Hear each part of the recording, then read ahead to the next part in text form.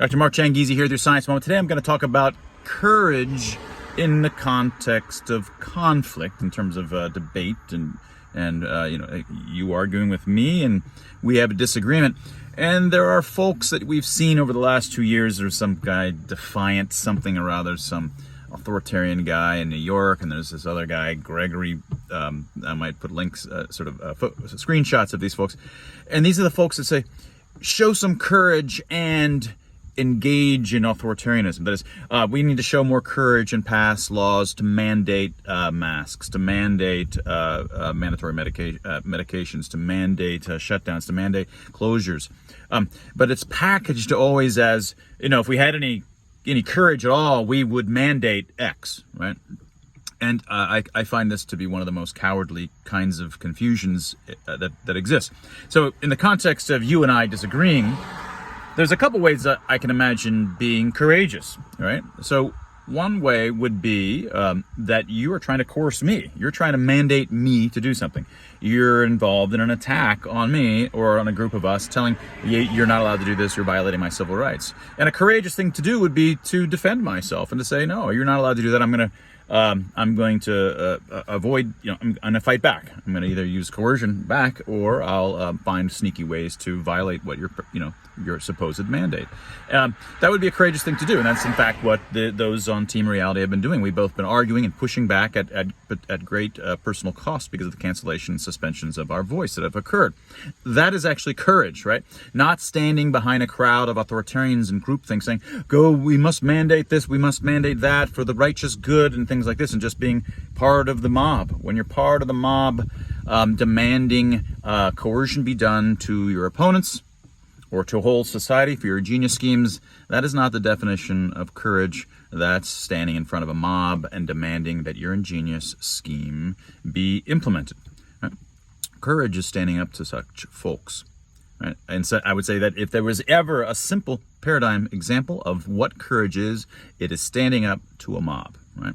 All right, now the second case where one might have courage in a conflict between you and I, let's say, and we disagree, is that you're not actually yet coercing me, you just disagree, right? We just greatly disagree, and it takes courage to let you speak, right? That takes courage. If you really believe in free expression, and it's not just about the federal government, but it's about everybody, and that free expression requires that everybody's voice is able to be heard by the groups, and that censorship is wrong and counterproductive, then it does take courage to let your opposition speak, to know that that what you believe is misinformation, is disinformation potentially, is harmful, is hurting the world. This is why we all disagree. It's because I think that your views are harmful and you think my views are harmful. It takes courage to let your opponents say what they want and to influence potential crowds. That takes courage. That's the kind of a kind of maturity and a kind of patience that you have to have as a courageous adult, right? Now, there's a third thing that you could do in terms of a conflict between you and I, and that would be that instead of being patient and an adult and letting respecting that you have a different opinion, and having that kind of courage, or pushing back if you were to be trying to mandate your opinions on me, I could try to attack you and force you to follow my ingenious schemes, right? This is the least courageous of all of the three different things that one could be doing in these circumstances. This is the definition of someone who's a coward, and a coward in a mob. The whole mob is bouncing in as one, and you know who comes out and throws those rocks? Those are the cowards, right? And that's exactly who these people believe are the courageous ones.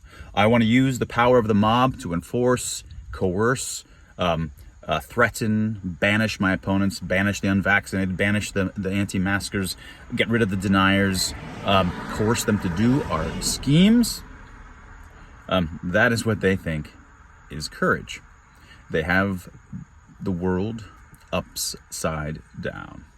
And that was your Science Moment. Give me a subscribe and follow here at YouTube. I'm also at Rumble and Odyssey. Find my Substack, markchangizi.substack. I'm at Telegram. You can find me at Twitter, but they, at this point, so demote me that you will probably not even see me if you go there. And get a copy of Dr. Tim Barber and my book, Expressly Human, Decoding the Language of Emotion, 10 years in the making. We need your help to get the word out. If you've read it, we encourage you, go give us a review at Amazon.